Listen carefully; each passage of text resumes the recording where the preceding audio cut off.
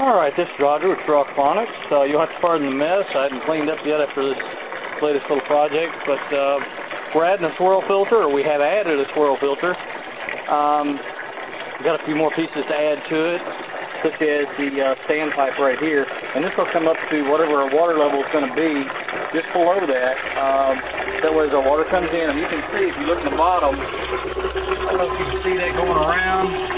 Let's put something in there a little more colorful to pick it up, but it's actually already swirling just from the water coming in. Then we have our outlet for our drain, and what I did was use a bulkhead fitting. Went in and I've glued this together right here. That way, when we open and close this valve, we won't pull anything loose, which, believe it or not, a year or so ago I was watching a video about these, and at the time, I was thinking to myself, you're not going to need this, and if you do, it'll be a while. But the young man that had done this didn't glue anything, and in his video, as soon as he tried to open that valve, the whole thing fell apart, and there were a few curse words, and needless to say, it was rather funny. Anyway, and I actually could leave this just like it is, and not put a standpipe on this, but that would mean my water level would stop right here.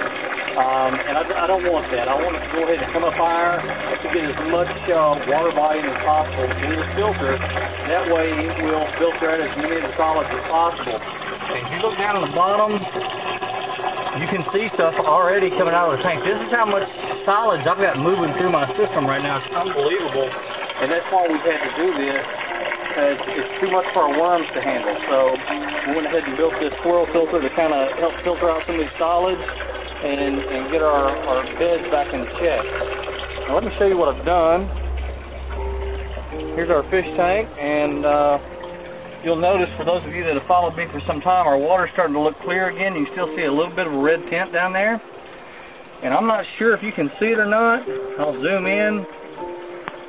I'm not sure if this video is going to let us see it, but I can actually see my fish again. And I'm going to stick the camera in the water. I can't help it, guys. I got to show the fish.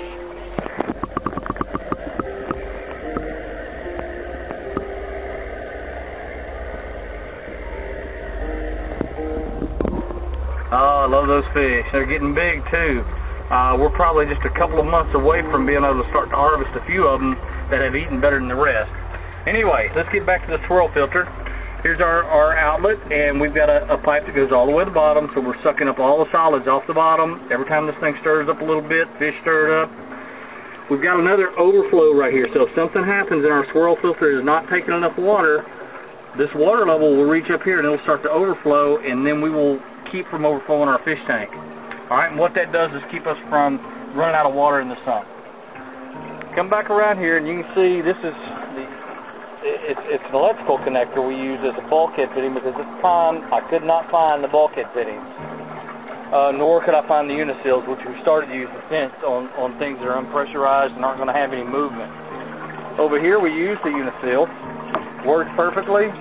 Drilled my hole, stuck the pipe, stuck the seal in it, stuck the pipe through it. Very happy with it. That's the end. This will be the out. And they all go down, and this is our coming out of the swirl filter. This down here is actually our overflow from the fish tank. The smaller pipe is our 3/4 going in from our pump from the sump tank. I'll try to get a drawing together on this to make it a little easier, but you can look in here, and I don't know if you can see it or not, but the discoloration of the water now starts to show. There's a lot of junk in the water, folks. A lot of junk. My fish are making a lot more waste than I'd expected, and that's okay.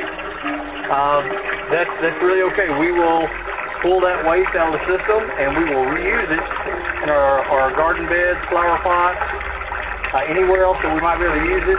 Worst case, we'll start selling it. It'll turn a little bit of a profit for what I got in this, $40 max for all the fittings and pipe and everything else, including the barrel. So I think it's a pretty good deal. We'll see how it works out, and I'm going to stop here, let this thing fill on up, and see how it does when it starts to move water out of the swirl filter and on into the main sump. Alright, we're mostly full. I just wanted to show, I threw a little piece of blue plastic in there. You see it going by right now.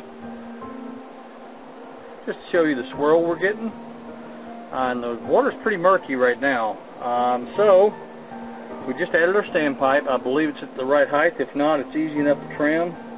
1.25" pipe is what we're using. We just use our pipe cutters. We'll stick it in there, and we can take a 1/4 inch off at a time to get the height we want. The main thing I want is to stay above this. That way this water will freely flow right over it. I want it to maintain that nice circular motion. That way everything will gather at the bottom. I can actually see to the bottom. I'm not sure that you can on this tape because of the glare, but there's quite a bit of junk down in the bottom already. So looks like we're going to be able to do what we're trying to do and do so fairly quickly. We'll be back as soon as this fills up to the top and starts to drain. Just looking at another quick update. So far so good.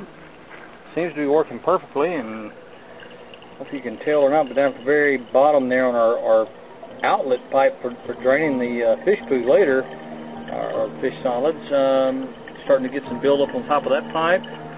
Even on our pipe here, our main outlet, we're starting to see a little bit of buildup on it. Not much, just a little bit of smaller particles.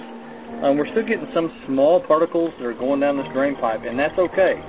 Remember, we're running a media system, so we're not running DWC, so we want some to get through.